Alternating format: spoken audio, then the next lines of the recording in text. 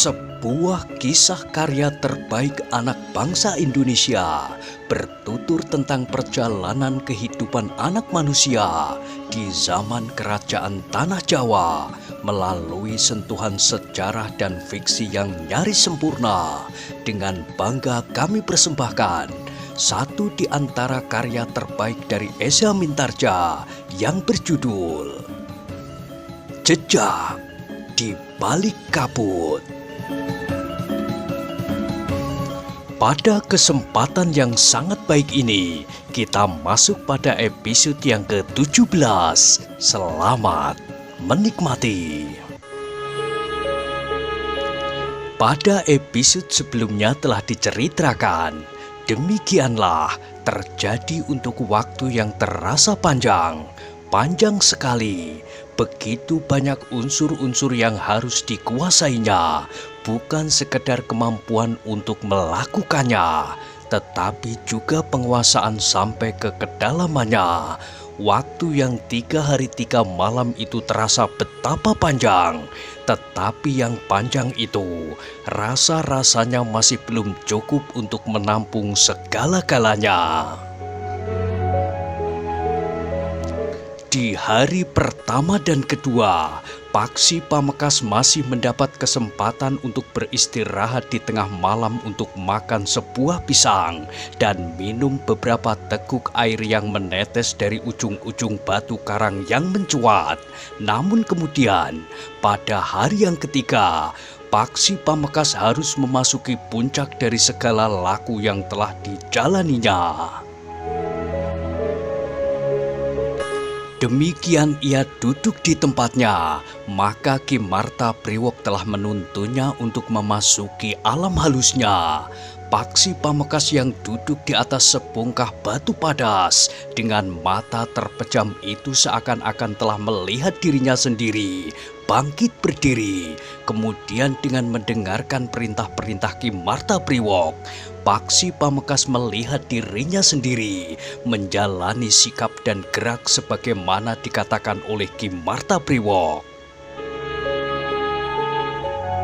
Sekali, dua kali, dan satu unsur gerak ke unsur gerak yang lain. Sekali, dua kali ia melihat dirinya sendiri mengulangi dan mengulangi. Kemudian melakukan tingkat selanjutnya dan selanjutnya.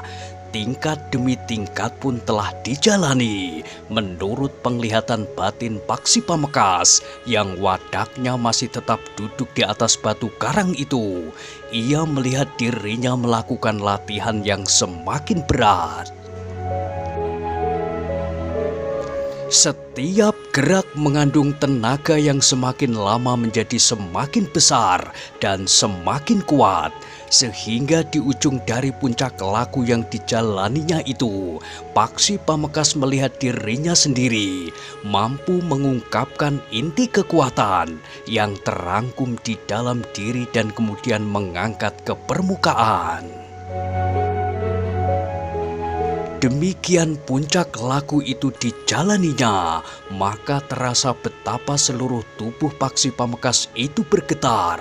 Ia melihat dirinya sendiri bergetar, namun ia mulai merasakan wadaknya pun bergetar pula.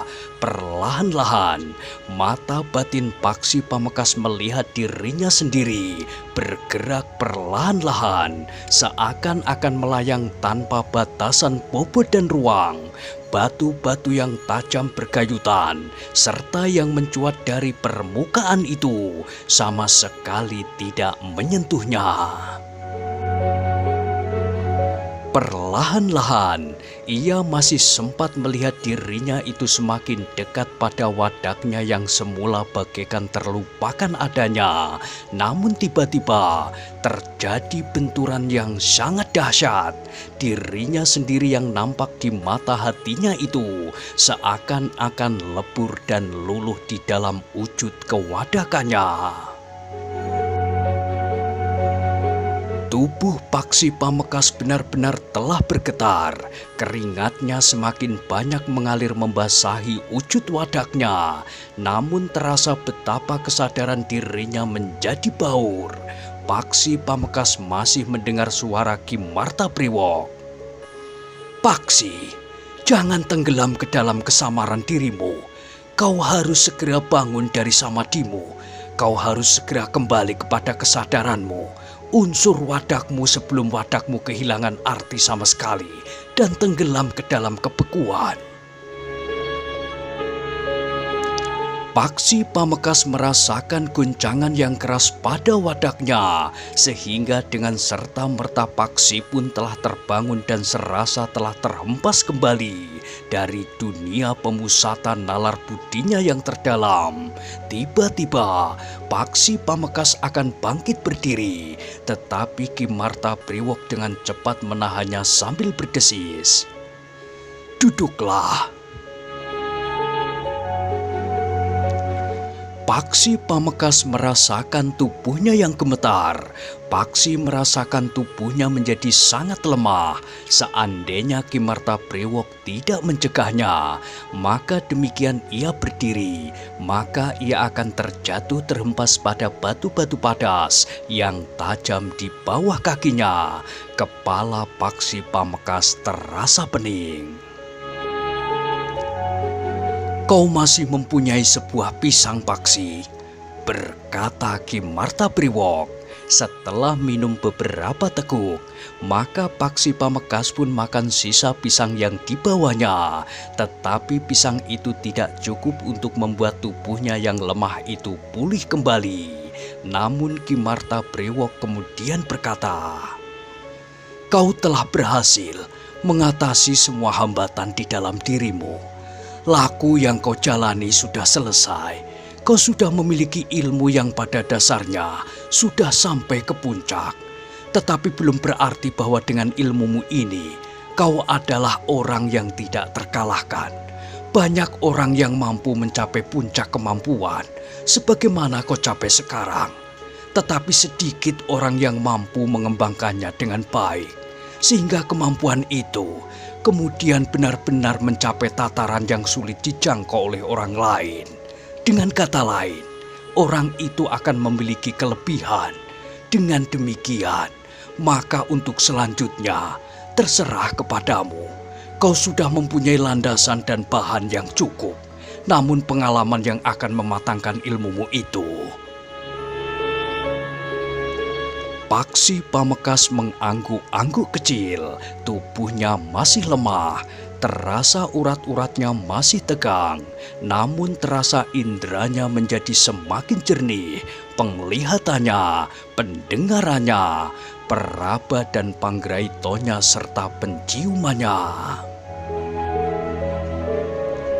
"Nah, Paksi, kau dapat beristirahat sampai esok pagi. Kau dapat melihat ruang yang luas di sebelah.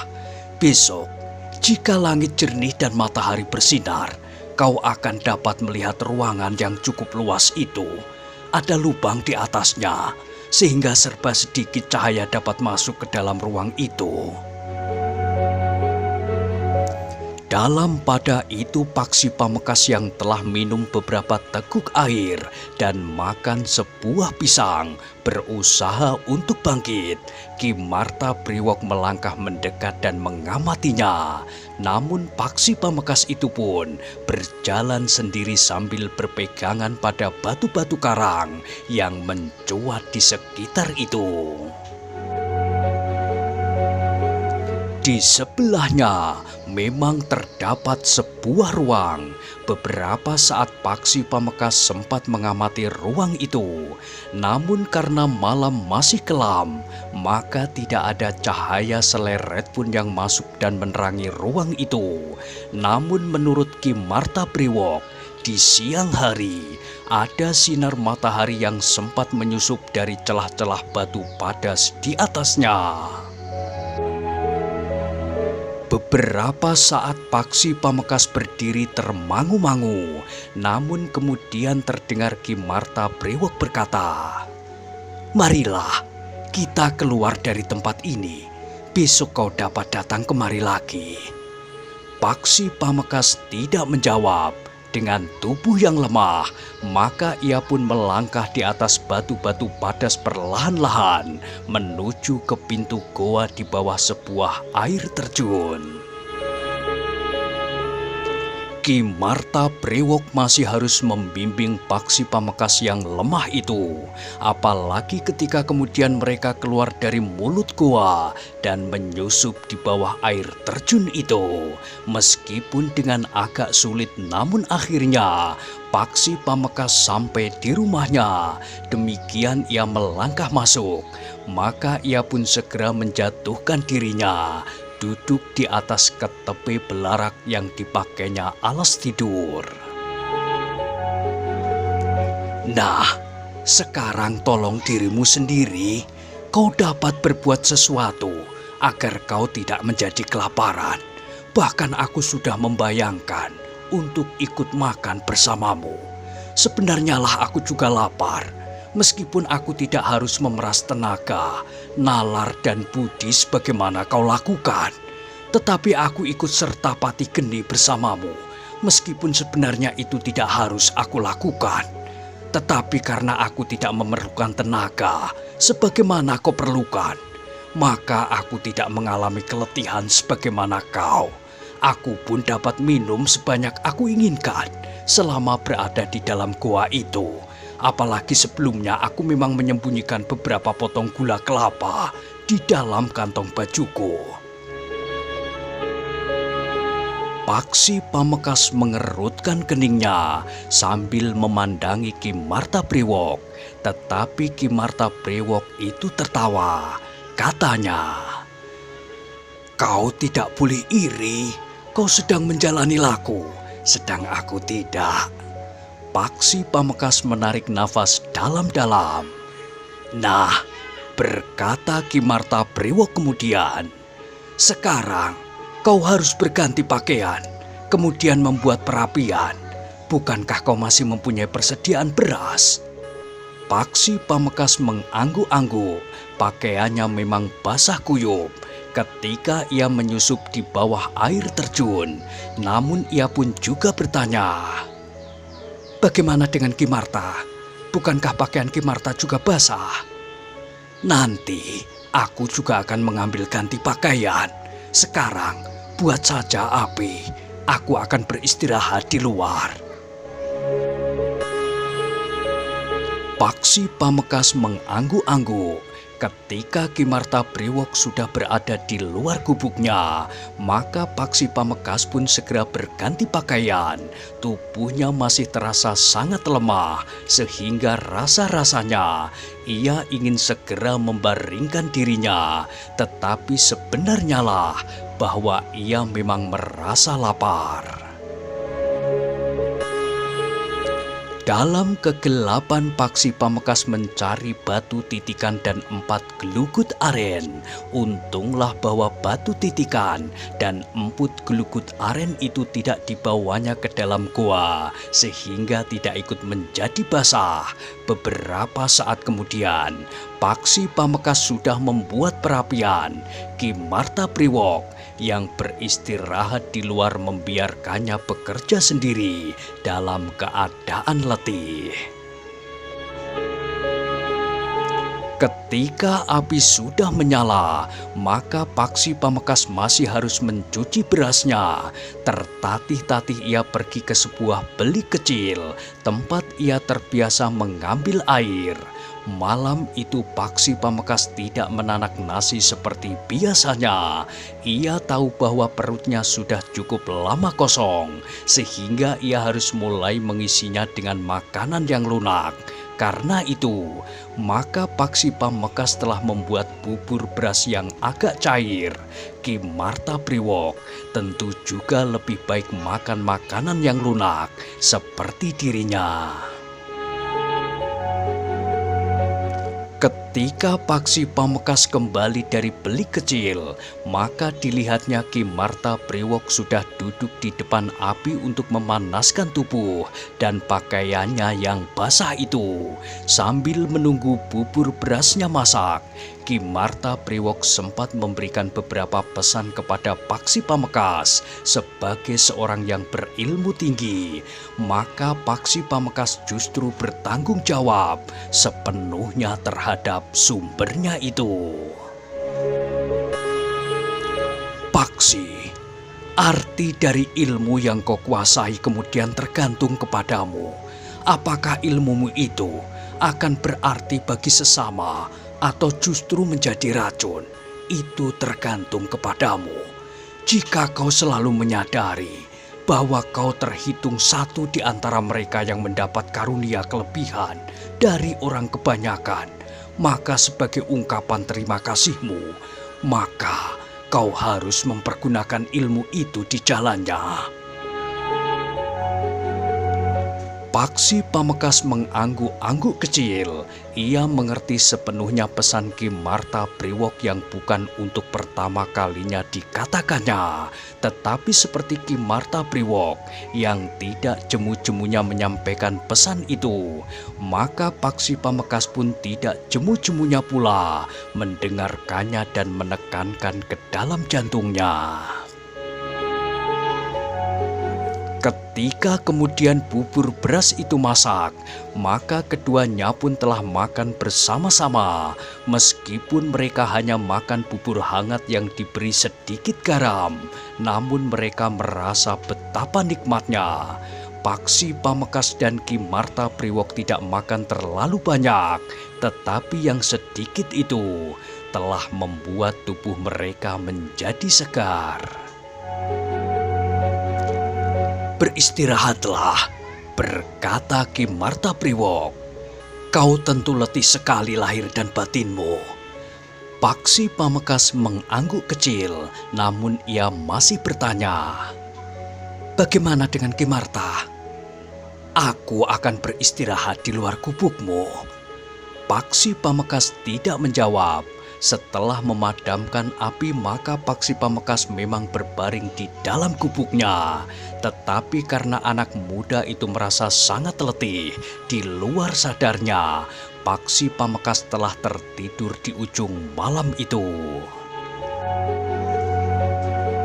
Ternyata Paksi Pamekasan terlambat bangun. Tidak biasanya ia bangun setelah cahaya matahari nampak merah di langit. Tetapi saat itu Paksi Pamekasan yang merasa sangat letih itu ternyata terlambat bangun. Ketika ia keluar dari gubuknya, maka dilihatnya cahaya matahari telah menebar di langit. Meskipun mataharinya masih berada di balik bukit, angin pagi telah mengalir menyentuh dedaunan yang basah oleh embun. Suara burung-burung liar di hutan lereng gunung terdengar bersahutan menyanyikan kidung pagi, menyambut matahari yang mulai memanjat naik.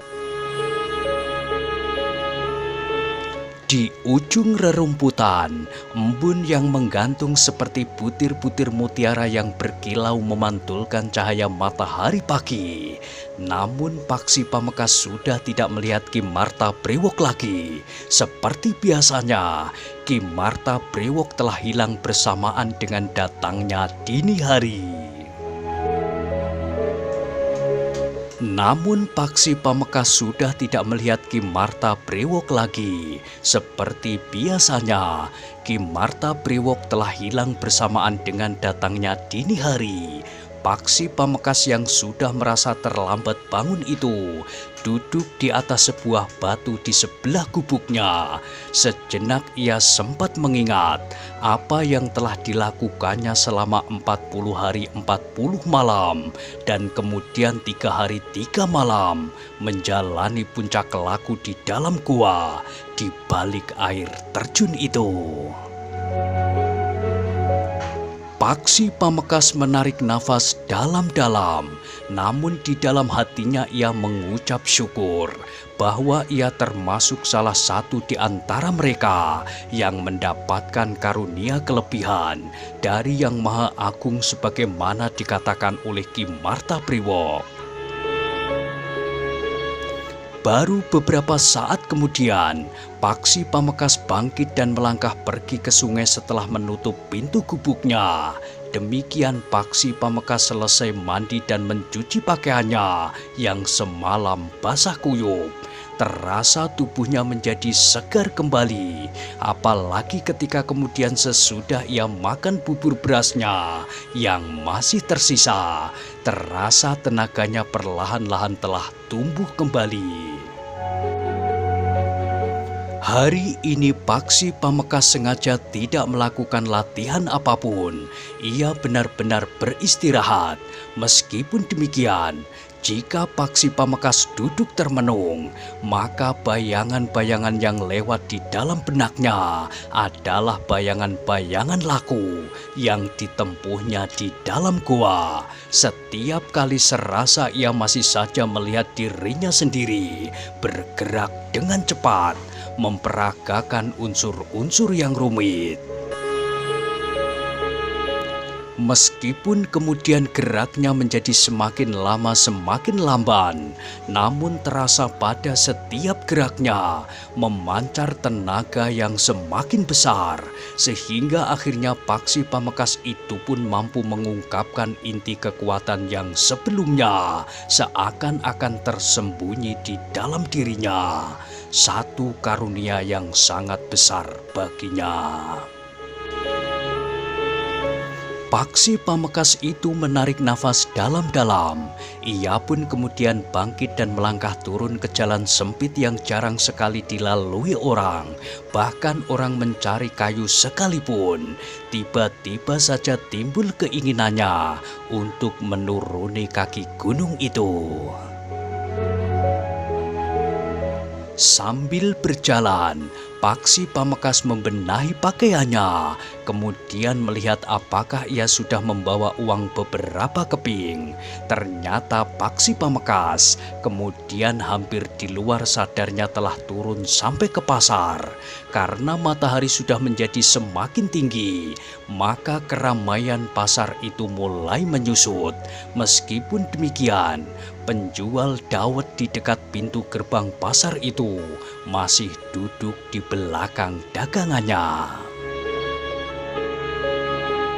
Penjual dawet itu tersenyum melihat Paksi Pamekasan yang sudah dikenalnya dengan baik itu. Dengan ramah ia bertanya, "Hai, sudah beberapa hari kau tidak nampak anak muda." "Aku sedang sibuk, Paman," jawab Paksi Pamekasan sambil duduk di sebelahnya. "Sibuk apa? Bukankah sekarang tidak sedang musim tanam?" bertanya penjual dawet itu. "Aku sedang sibuk memagari pategalan pamanku yang sudah rusak sekaligus membuat lancaran kacang panjang," jawab Paksi Pamekasan. "Dan karena itu, kau tidak membeli cendol dawetku?" "Aku sekarang akan membeli dawet saja, Paman, bukan hanya cendolnya." "Nampaknya kau sudah jemu meramu dawet sendiri." Paksi tertawa, sementara penjual dawet itu menuang santan ke dalam mangkuk, kemudian cendol dan legen kelapa. Ketika Paksi Pamekasan meneguk dawet itu, terasa alangkah segarnya setelah beberapa hari ia menempa dirinya dengan mengekang jenis bahan makan yang masuk ke dalam mulutnya, dan yang pada ujungnya Paksi Pamekasan harus menjalani pati geni. Sementara Paksi Pamekasan minum dawet, ia melihat Kinong lewat sambil menjinjing keranjangnya. Maka dipanggilnya anak itu dan ditawarinya untuk minum dawet pula. "Terima kasih, Kang," jawab Kinong sambil duduk di sebelah Paksi Pamekasan. "Kalau 2 hari yang lalu Kakang datang ke pasar ini, maka Kakang akan melihat keributan lagi." "Keributan apa lagi?" bertanya Paksi Pamekasan. "Orang-orang yang itu juga." "Bukan hanya orang-orang itu, tetapi ada yang lain." Penjual dawet itulah yang menjawab. "Apalagi yang mereka ributkan?" bertanya Paksi Pamekasan pula. "Aku tidak tahu, tetapi mereka nampaknya sedang mencari sesuatu." "Mencari apa?" desak Paksi Pamekasan. "Mereka mengatakan bahwa semalam sebelumnya mereka telah melihat Daru meluncur dari langit dan jatuh di sekitar tempat ini." "Tetapi kenapa mereka jadi bertengkar?" Itulah yang terjadi. Perempuan aneh itu datang lagi. Kemudian datang pula dua orang yang garang. Tidak seorang pun yang tahu apa sebabnya mereka telah berselisih. Tetapi seorang perempuan yang dahulu berpakaian lurik coklat itu datang lagi dan membawa perempuan yang berpakaian asing itu pergi sebelum terjadi perselisihan yang semakin memburuk. Mereka bertengkar memperebutkan daru itu, berkata Kinong. Paksi tertawa. Katanya, siapa yang dapat memperebutkan daru? Kenapa mereka tidak berebut dahulu menemukannya? Seandainya daru itu berwujud, katakanlah sebuah bintang yang meluncur dan jatuh di bumi. Kinong menggeleng. Katanya, entahlah. Sementara penjual dawet itu berkata, kami orang-orang yang tinggal di sekitar tempat ini tidak ada yang melihat sesuatu yang jatuh dari langit. Malam itu aku juga berada di sawah menunggui air yang mengalir ke kotak sawahku. Tetapi aku tidak melihat apa-apa, sementara orang-orang asing itu ribut mempersoalkannya. Tetapi Paksi Pamekasan tidak mengatakan apa-apa. Namun yang kemudian diingat oleh Paksi Pamekasan bahwa 2 hari yang lalu ia sedang berada di dalam gua di belakang air terjun itu. Namun dalam pada itu Kinong pun berkata, aku mendengar setelah perempuan asing itu pergi, orang-orang yang nampak garang seperti ayah itu menyebut-nyebut cincin bermata 3 butir batu akik. Oh, Paksi Pamekasan menjadi tertarik mendengar cerita Kinong, tetapi ia menahan diri agar Kinong tidak justru segan untuk melanjutkan ceritanya. Orang-orang itu mengatakan bahwa yang meluncur dan disebut daru itu mungkin sebuah cincin yang bertuah. Cincin yang meluncur dari langit. Paksi tertawa, tetapi wajah Kinong menjadi gelap. Katanya, aku hanya menirukan orang-orang itu. Oh, ya. Paksi mengangguk-angguk lagi. Sudahlah, berkata Kinong. Aku akan mencari embokku. Tunggu, kau belum selesai dengan ceritamu, berkata Paksi Pamekasan. Aku mau membelikan kau dawet lagi. Sudah, ceritaku sudah habis. Kinong pun segera bangkit dan berlari-lari meninggalkan Paksi Pamekasan. Anak itu melihat ibunya menggendong beban yang cukup berat dari seseorang yang sudah terbiasa mengupahnya. Aku bantu, Mbok, berkata Kinong. Ibunya berpaling. Sambil tersenyum ia berkata, tidak usah Kinong, tidak terlalu berat. Tetapi orang yang mengupahnya itu tersenyum pula kepada anak itu sambil berkata, nah, kau bawa saja kereneng ini. Kinong mengangguk. Dimasukkannya kereneng itu di dalam keranjangnya dan kemudian diusungnya di atas kepalanya. Paksi Pamekasan memandanginya dari kejauhan, namun mereka pun kemudian hilang di antara banyak orang. Penjual dawet itulah yang kemudian masih bercerita serba sedikit tentang orang-orang yang berselisih dan bahkan hampir saja terjadi perkelahian lagi. Laki-laki itu memang berwajah garang, berkata penjual dawet itu. Tetapi perempuan-perempuan yang wajahnya nampak cantik dan mengenakan pakaian yang asing itu ternyata tidak kalah garangnya. Menurut pendengaranku waktu itu, mereka datang dari sebuah perguruan yang disebut perguruan Gua Lampin, sedang laki-laki itu datang dari perguruan Sat. Ya, perempuan asing itu memang datang dari Gua Lampin, tetapi laki-laki yang berwajah garang itu bukan orang-orang dari perguruan Sat, sebagaimana yang terdahulu. Mereka datang dari mana? Bertanya Paksi Pamekasan. Penjual dawet itu menggeleng. Katanya, aku tidak mendengar dengan jelas, tetapi mereka memang menyebut sebuah perguruan. Paksi Pamekasan mengangguk-angguk, tetapi ia tidak mendesak lagi. Jika ia tidak dapat mengekang diri, maka penjual dawet itu dapat mencurigainya. Karena itu, maka Paksi pun tidak bertanya lagi. Ketika hari menjadi semakin siang, maka Paksi Pamekasan pun meninggalkan pasar itu. Setelah ia membeli beberapa beruk beras dan kebutuhan-kebutuhannya yang lain. Di rumah kecilnya, Paksi Pamekasan mulai melihat-lihat tanah yang terbentang di sekitarnya yang sudah digarapnya menjadi kebun yang menghasilkan jagung dan bahkan padi gogo. Pada pagar yang mengelilingi kebunnya itu, Paksi menanam kacang panjang yang batangnya merambat. Namun Paksi Pamekasan mulai menjadi khawatir bahwa orang-orang yang berkeliaran di lingkungan itu untuk mencari daru akan sampai ke rumah kecilnya. Tetapi Paksi Pamekasan pun kemudian berkata kepada diri sendiri, "Biar saja mereka datang, justru akulah yang akan pergi. Aku tidak akan dapat tinggal di sini untuk seterusnya."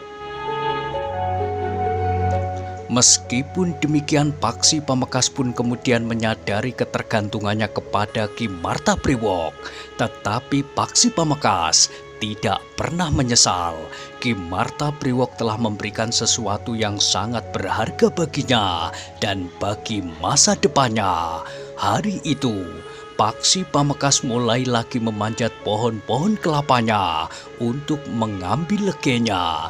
Sudah beberapa hari ia tidak melakukannya, sehingga seakan-akan ia harus memulainya lagi. Di hari berikutnya, Paksi Pamekasan sudah mulai dengan kehidupannya sehari-hari sebagaimana sebelum ia menjalani laku. Tetapi masih ada satu lagi kegiatan yang sebelumnya tidak pernah dilakukannya. Seperti yang dikatakan oleh Ki Martapriwok, bahwa di dalam goa di belakang air terjun itu terdapat sebuah ruangan yang agak luas yang mendapat sinar dari lubang-lubang batu padas di atasnya. Ketika Ki Martapriwok datang ke gubuknya di malam hari, maka Paksi Pamekasan pun menyatakan keinginannya bahwa esok ia akan memasuki goa itu lagi. "Lakukanlah," jawab Ki Martapriwok. "Mungkin ada manfaatnya bagimu, tetapi ingat, jangan ada orang lain yang sempat melihat kau memasuki gua itu." Paksi Pamekasan mengangguk-angguk, katanya, "Bukankah tempat ini jarang sekali atau bahkan tidak pernah dikunjungi orang? Tetapi akhir-akhir ini ada beberapa orang yang berkeliaran di sekitar tempat ini," berkata Ki Martapriwok. "Mereka menyangka bahwa di daerah ini telah jatuh dari langit wujud yang mereka kenal dengan daru. Sebagaimana pernah kau lihat sebelumnya, mereka menganggap bahwa ada hubungan antara daru itu dengan sebuah cincin bermata 3 butir batu akik, sebagaimana pernah aku katakan kepadamu. Apakah itu benar, Ki Martapriwok?" Ki Martapriwok itu tertawa, katanya, "Cincin itu sebuah benda yang kecil, sementara itu yang mereka lihat adalah benda langit yang meluncur." "Tetapi apakah daru itu termasuk benda langit yang jatuh? Bukankah Ki Marta juga membedakan antara benda langit yang jatuh dan sebuah daru yang bersinar kehijau-hijauan atau kebiru-biruan?" Ki Martapriwok tertawa pula, katanya, "Sudahlah, yang penting berhati-hatilah. Aku kira kau juga tidak pernah menemukan cincin di sini. Padahal sebelum mereka datang, kau sudah ada di sini. Bahkan kau pernah melihat setahun yang lalu, daru yang meluncur dari langit dengan sinarnya yang menyilaukan itu seakan-akan juga jatuh di sini." Paksi Pamekasan mengangguk-angguk, sementara Ki Martapriwok itu berkata, "Meskipun demikian, apakah kau merasa menemukan sesuatu yang lain kecuali sebuah cincin atau tidak. Paksi Pamekasan termangu-mangu sejenak, tetapi Ki Marta Priwok itu berkata, "Kau tidak usah sibuk memikirkannya sekarang. Yang penting, apakah nasimu sudah masak?" Paksi Pamekasan menarik nafas dalam-dalam, namun kemudian ia pun telah bangkit dan melihat Priuk yang masih berada di atas api yang sudah dikecilkannya. Malam itu, Ki Marta Priwok tidak membawa Paksi Pamekasan untuk melakukan latihan, tetapi ia lebih banyak bercerita tentang sebuah perjalanan yang pernah ditempuhnya. Ki Marta Priwok menyebut beberapa tempat yang pernah dikunjungi. Ia bercerita tentang arah dan jalan yang dilaluinya, serta kebiasaan serta juga adat orang-orang yang tinggal di daerah yang pernah dilewatinya itu. Paksi Pamekasan mendengarkan dengan sungguh-sungguh. Ia sadar bahwa Ki Marta Priwok sedang memberikan beberapa petunjuk kepadanya tentang sebuah pengembaraan.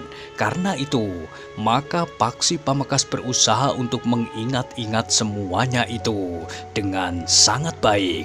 Paksi Pamekasan memang memerlukan bekal bagi satu pengembaraan.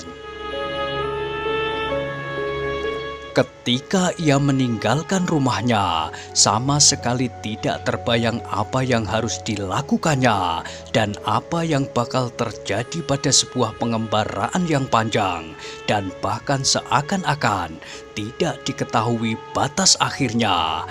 Namun tiba-tiba Ki Marta Priwok itu berkata, "Sudahlah, aku harus pergi.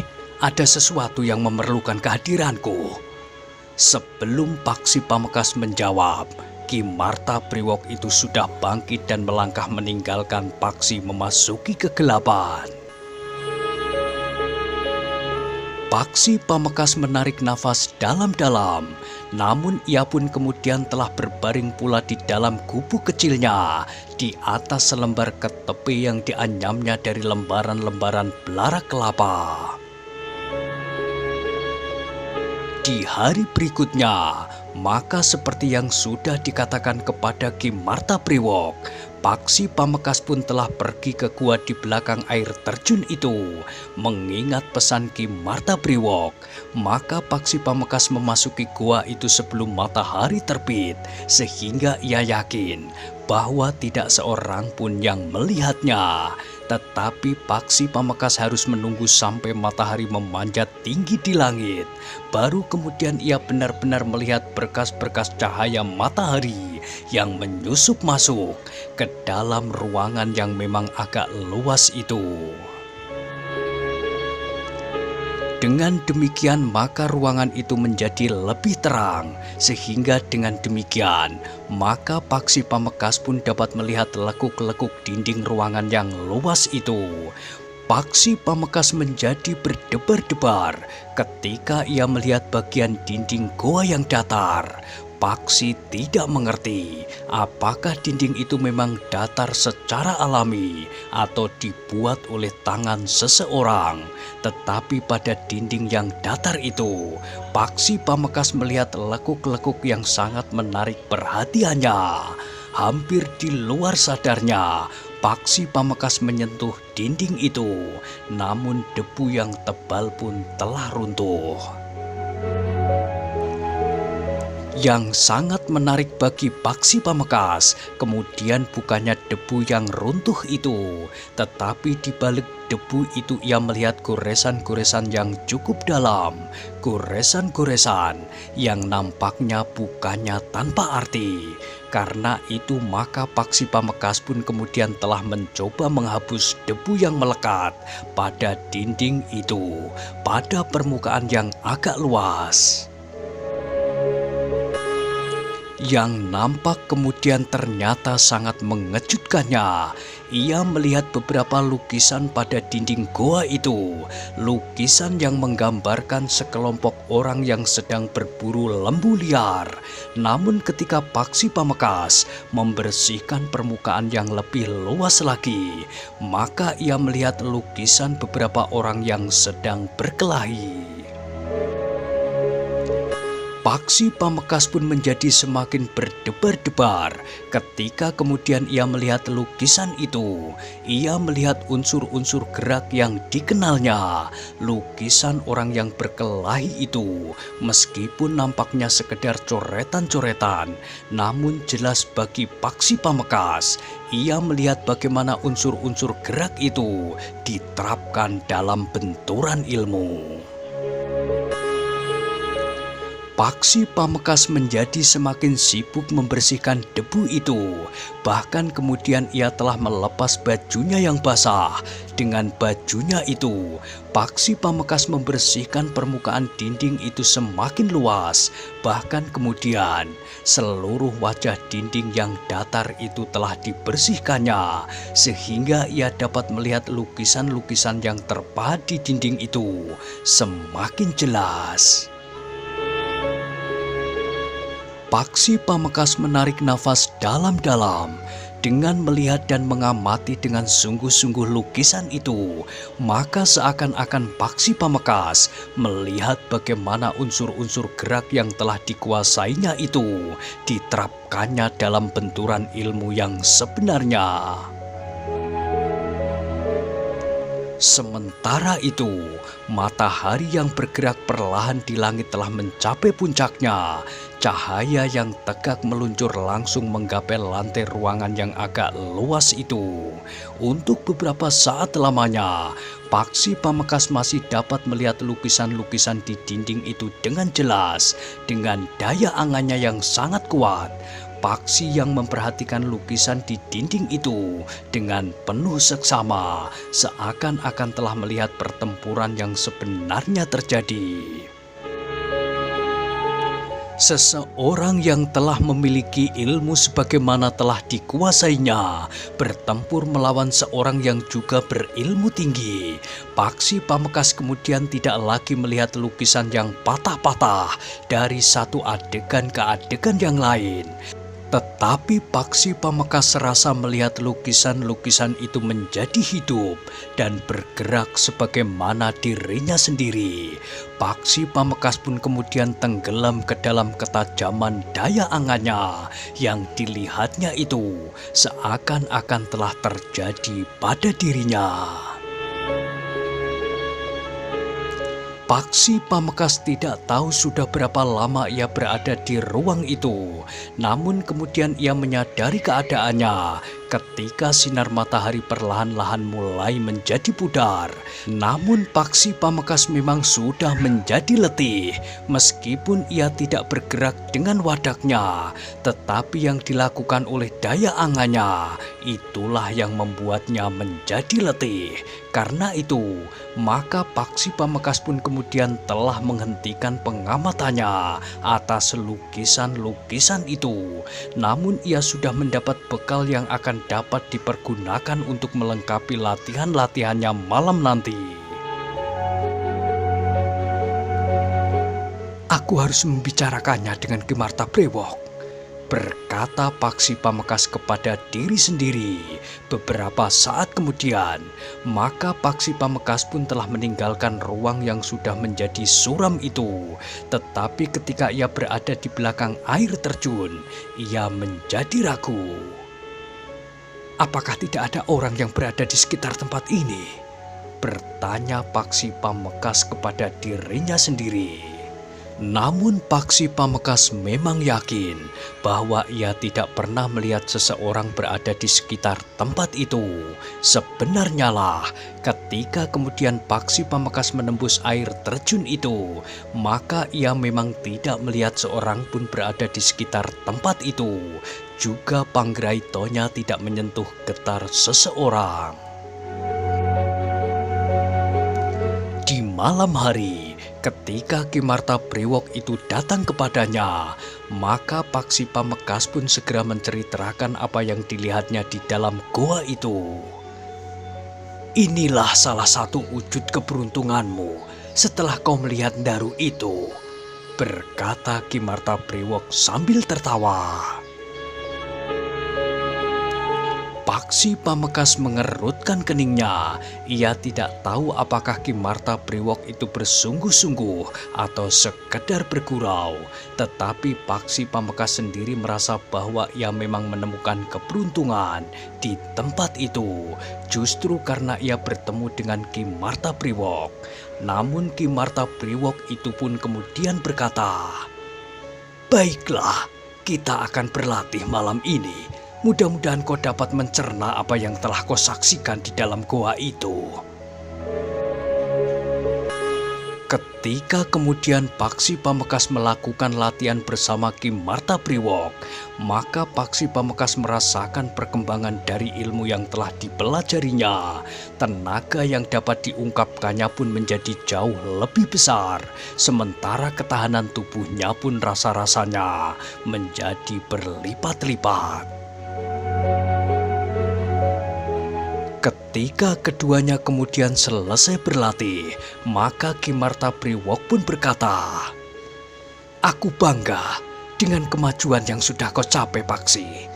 Tetapi aku masih berharap kau berada di gua itu untuk beberapa hari lagi." "Baik, Ki Marta," jawab Paksi Pamekas. "Bagus. Nah, sekarang mana nasimu?"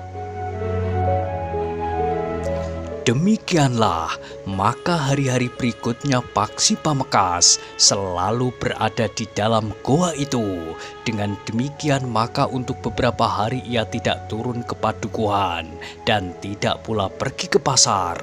Namun kerjanya sehari-hari tidak dilewatkannya. Setiap pagi dan sore ia masih saja memanjat pohon kelapanya untuk mengambil legen. Meskipun kadang-kadang ia hanya sempat melakukannya sekali dalam sehari.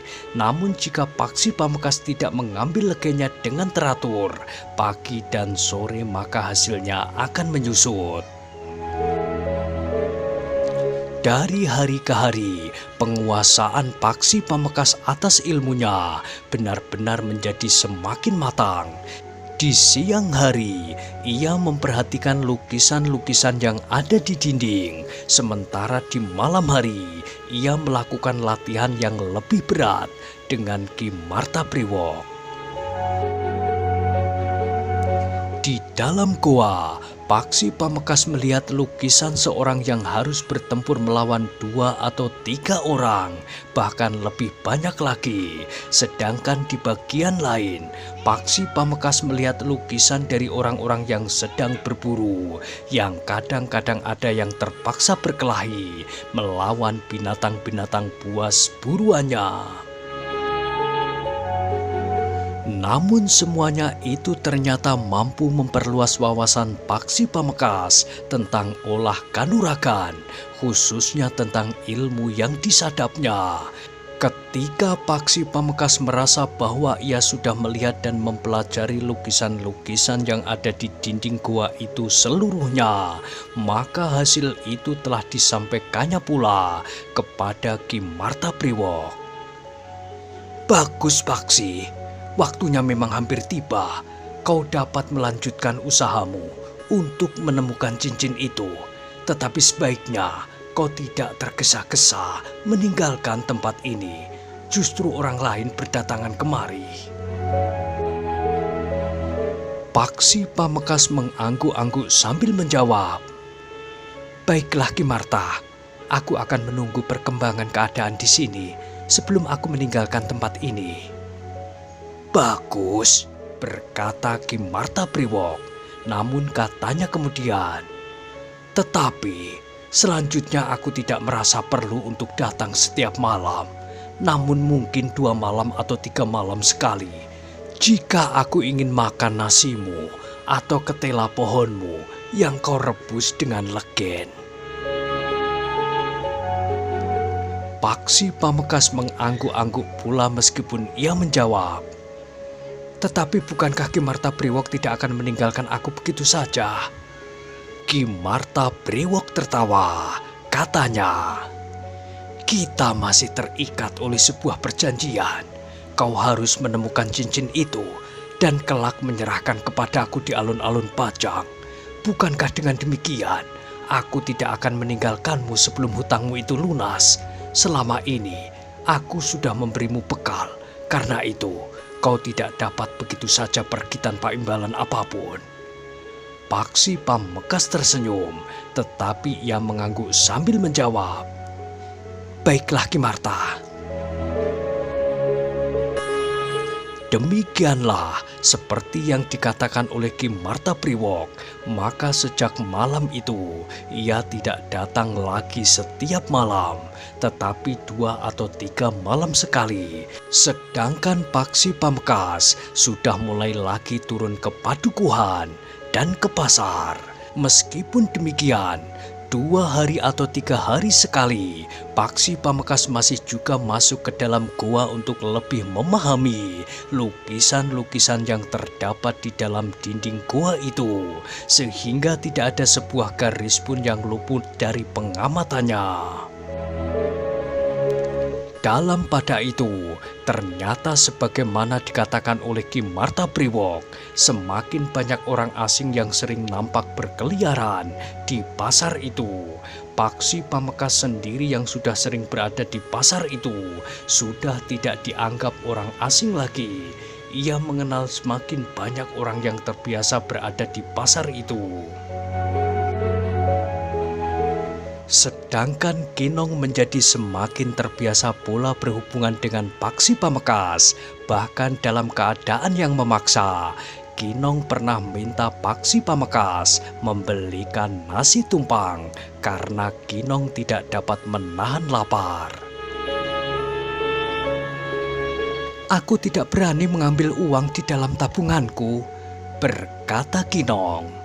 Aku takut ayah melihatnya dan merampasnya, sehingga aku tidak akan dapat menyisakan sama sekali. Uang embok benar-benar sudah habis. Bagaimana dengan kakak perempuanmu? Bertanya Paksi Pamekasan.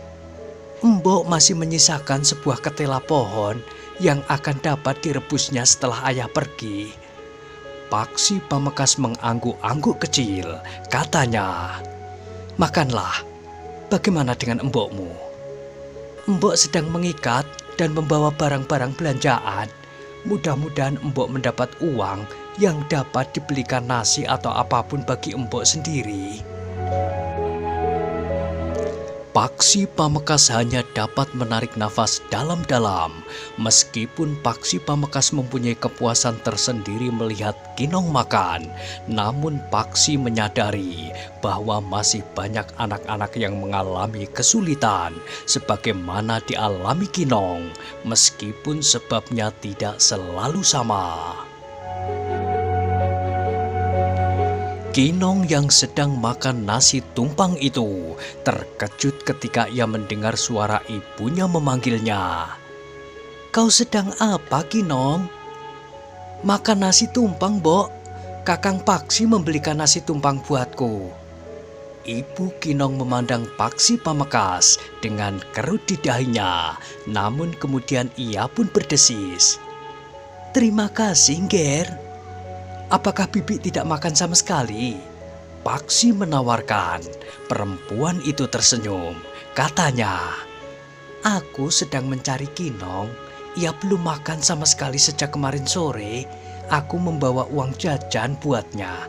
Tetapi ternyata kau sudah berbaik hati membelikan nasi buat Kinong. Sudahlah, berkata Paksi Pamekasan. Uang itu dapat Bibi belikan apa saja buat Bibi sendiri atau buat kakak perempuan Kinong.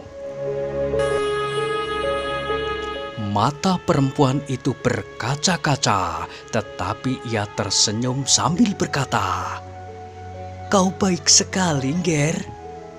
Ah, sudahlah, lupakan saja, Bibi, sahut Paksi Pamekasan. Tetapi Angger tidak hanya sekali ini membelikan makanan dan jajan buat Kinong. Paksi tersenyum, katanya, kebetulan saja, Bibi. Kinong yang telah selesai makan itu pun kemudian membuang pincuk daun kelapanya sambil berkata, "Terima kasih Kakang, aku sekarang sudah kenyang. Aku sudah dapat membantu Simbok." Paksi mengusap kepala anak itu sambil berdesis. "Bagus, bantu mbokmu." Kinong pun kemudian melangkah pergi bersama ibunya setelah berulang kali mengucapkan terima kasih. Namun di pasar itu, Paksi Pamekasan juga mendengar cerita tentang orang-orang yang berkeliaran di pasar itu. Orang-orang asing yang sebelumnya tidak dikenal sama sekali. Penjual nasi tumpang itu menyatakan kecemasannya bahwa kehadiran orang-orang itu akan dapat menimbulkan persoalan. "Mereka meributkan daru yang jatuh di sekitar tempat ini," berkata penjual nasi tumpang itu, seperti penjual dawet. Maka penjual nasi itu pun mengatakan, "Sementara itu, tidak seorang pun di antara kita di sini yang melihat daru itu jatuh, apalagi menemukannya." Paksi hanya mengangguk-angguk saja. Sementara itu, selama Paksi Pamekasan duduk di sebelah penjual nasi tumpang itu, ia sudah melihat dua orang yang memang menarik perhatian lewat. Penjual nasi itu mengamatinya sambil berbisik, "Nah, kau lihat orang itu? Bukankah kita belum pernah melihat sebelumnya?" Paksi Pamekasan mengangguk-angguk. Kedua orang itu memang nampak garang dengan senjata di lambung. Namun Paksi Pamekasan pun sempat bertanya, "Kenapa mereka berkeliaran di pasar ini? Apa mereka mengira bahwa daru itu jatuh di tengah-tengah pasar ini?" "Tentu tidak," jawab penjual nasi tumpang itu. "Tetapi itu pertanda bahwa mereka berkeliaran di sekitar tempat ini. Jika mereka pergi ke pasar itu karena mereka harus membeli makan atau makanan, tetapi kami menjadi cemas bahwa mereka akan berbuat sewenang-wenang. Sudah ada di antara mereka yang membayar tidak sewajarnya." "Maksudmu?" bertanya Paksi Pamekasan. "Ada di antara mereka yang hanya membayar separuh dari harga yang seharusnya ketika mereka membeli minum dan makan di kedai itu." Paksi Pamekasan menarik nafas dalam-dalam. Kehadiran orang-orang yang dianggap orang-orang asing itu ternyata tidak memberikan penghasilan tambahan bagi orang-orang di sekitar tempat itu, tetapi justru merugikan mereka. Sementara itu mereka tidak berani berbuat apa-apa terhadap orang-orang yang dianggap asing, tetapi yang pada umumnya adalah orang-orang yang garang itu. Tetapi Paksi Pamekasan masih belum ingin melibatkan diri. Ia masih saja bersikap seperti biasanya. Meskipun demikian, di gubuk kecilnya, Paksi Pamekasan masih saja merenungi orang-orang yang mencari daru di sekitar tempat itu. Bahkan mereka menghubungkannya dengan hilangnya cincin dari istana Pajang itu. Ketika kemudian malam turun, maka Paksi Pamekasan pun telah membuat perapian seperti biasanya. Ia mulai menjerang air dan menanak nasi. Paksi masih mempunyai pepes ikan bader yang ditangkapnya kemarin di sungai. Nampaknya Paksi Pamekasan baru muncul karena ia mendapat ikan lebih banyak dari biasanya.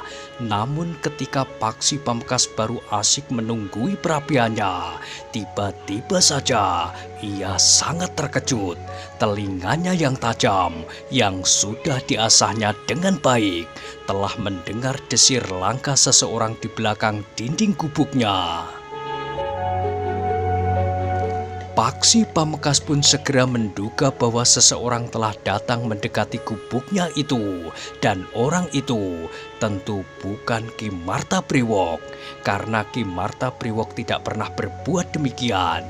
Sebenarnya lah, sekali lagi Paksi Pamekasan terkejut. Tiba-tiba saja pintu rumahnya itu telah terbuka. Seseorang telah menghentakkannya dari luar. Ketika Paksi Pamekasan kemudian bangkit berdiri, maka dalam kegelapan di luar gubuknya yang tidak dapat digapai oleh sinar telupaknya, seseorang berdiri bertolak pinggang.